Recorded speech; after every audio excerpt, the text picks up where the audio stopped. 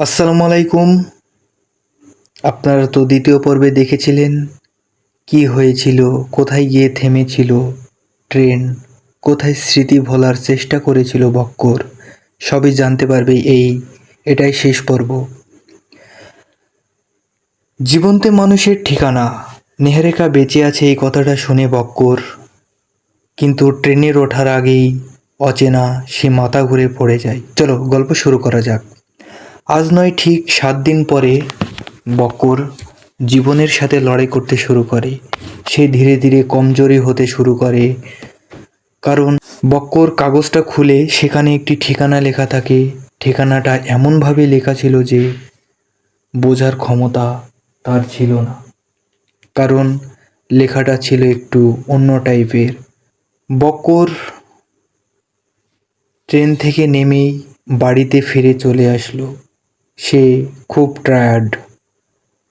তার রুমে গিয়ে সে ঘুমিয়ে গেল। সে ঘুমানোর মতন ঘুমায়নি, সে ঘুমিয়েছিল প্রায় 7 দিন। 7 দিন পরে সে অবশেষে নির্ধারিত দিনে সে পৌঁছালো এক স্বপ্নময় দেশে। বক্কর বুক ভেঙে গেল। কোথায় গেছে? বৃদ্ধ একটি খাম এগিয়ে দিল, এটা রেখে গিয়েছিল, বলছে যদি কখনো বক্কর নামে কেউ আসে তাকে দিয়ে দেবেন। বক্কর এটা স্বপ্নে দেখছে যে ভেতরে ছিল একটা ছবি, ছবিতে নাম ছিল বক্করের গার্লফ্রেন্ডের। বক্করের গার্লফ্রেন্ডের নাম ছিল নেহারিকা। আমি যদি কখনো ফিরে না আসি তাহলে এর খেয়াল রেখো, ওর নাম স্মৃতি। বক্কর শব্দ হয়ে গেল, কারণ ঠিকানা তো সে এখনো খুঁজেই পায়নি।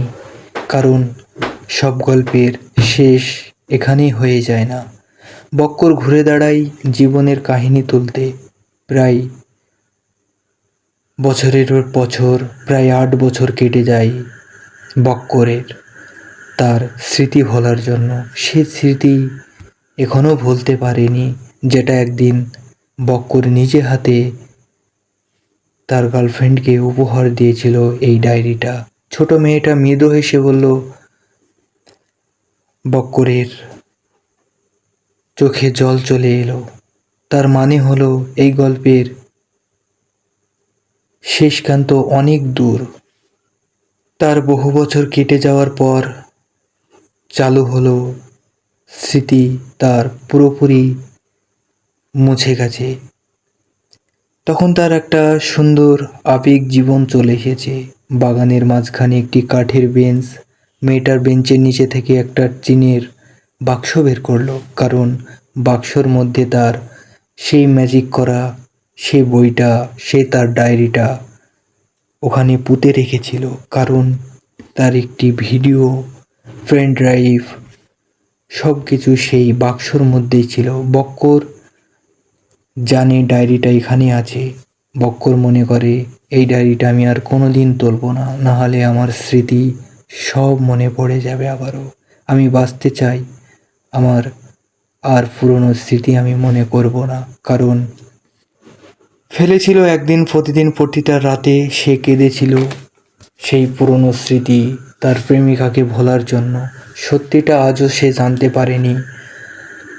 তারপর কি হলো বক্করের জীবনটা চলো বলি। মোবাইলের স্ক্রিনের মতো তার জীবনটা চলতে শুরু করলো। তার জীবনে টাচ করতে করতে করতে সে জীবনটা সত্যি এখনও তুমি জানো না। হঠাৎ ভিডিও গেমের মতো তার জীবনটা হয়ে গেছে। তারপর কয়েক সেকেন্ডের জন্য একটি বক্কর অচেনা মুখের সামনে সামিল হলো। বাড়িতে এসো, সব উত্তর এখানেই লুকিয়ে আছে। তখন জীবনটা বক্করের আলাদা চেষ্টা করলো, কিছু আলাদা ফিল করলো। বক্কর বুঝতে পারলো কেউ এখানে তাদের অতীতকে লুকিয়ে রাখতে চাইছে, আর সেই রহস্য চাবি লুকিয়ে আছে এক পুরনো সেই ভাঙাচোরা দোকানে, স্মৃতি কাকুর দোকানে। তখন এক মুঠো স্মৃতির ভালোবাসা বক্কর পৌঁছাতে সন্ধ্যা হয়ে গেল। ভাঙা হৃদয় নিয়ে, ভাঙা ছেঁড়া কাপড় নিয়ে সে আবারও রওনা দিল সেই রাস্তায়, ভাঙাচোরা দোকান দেখতে। বক্কর শেষটা সত্যি খুব কষ্টের ছিল বক্করের। বক্কর কাপা হাতে, তখন সে একটু অজানা টাইপের মানুষ হয়ে গেছে। সে ক্যামেরা নিয়ে ঘুরত। সে হেসে ঠিকই আগের মতো কিন্তু সবকিছু ভিডিও রেকর্ড করে রাখত। কারণ আমার দেয়া প্রতিটা শত্রু অনুসরণ করছে, বক্করকে বলছে, এসেছে তাহলে তুমি আমার দেয়া প্রতিটা সূত্রে অনুসারে করছো। এখন সময় এসেছে সত্যি জানার।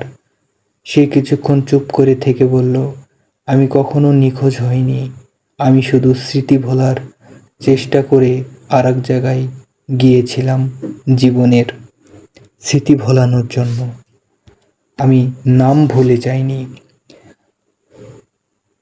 তার সাথে কত বন্ধুত্ব, ডাক্তার, জজ, উকিল সব কিছুর সাথে সে বন্ধুত্ব করেছে আর ক্যামেরা নিয়ে সব কিছু ভিডিও করেছে। তখন সেই বক্কর আবারও ফিরে এসলো তার গ্রামে সেই ম্যাজিক বইটা নিয়ে। কিন্তু আসলে আমি চাইছিলাম তুমি নিজেকে খুঁজে পাও। ভিডিওটা সে দেখে তার রুমে একটি ঠিকানা দেখলো যে বক্কর ছোট গেলেও ঠিকানা নয়, সেটা ছিল একটি ছোট বাড়ি। সেই ভাঙাচোরা দোকানটার সামনে একটা ছোট্ট বাড়ি হয়ে গেছে। বাড়িটাকে শোধাচ্ছে লোকজনকে যে এখানে একটা ভাঙাচোরা দোকান ছিল। তারা বলছে যে না, আমরা দেখি না এখানে। তখন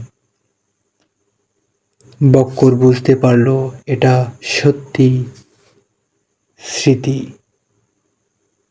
বক্কর মৃদু হেসে বলল, তাহলে আর কি করা যাবে? তাহলে আমার স্মৃতি নিয়েই আমাকে বেঁচে থাকতে হবে।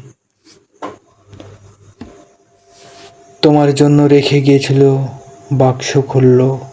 ভেতরে ছিল সেই ভাঙা নীল চুড়ি, একটি শুকনো গোলাপ আর একটি চিঠি। চিঠিতে লেখা, বক্কর, ভালো মানুষকে চেনার সত্যিকারের ভালোবাসা কখনো চলে যায় না। যদি কোনোদিনও আমাকে না পাও তাহলে কাঁদবে না বক্কর। এরমটা বক্করের গার্লফ্রেন্ড লিখে গিয়েছিল সেই দোকানটায়। কিন্তু দোকানটা আর নেই। ওখানে পোতা ছিল সেই বাক্সটা। বক্কর চোখের জল মুছে আকাশের দিকে তাকালো।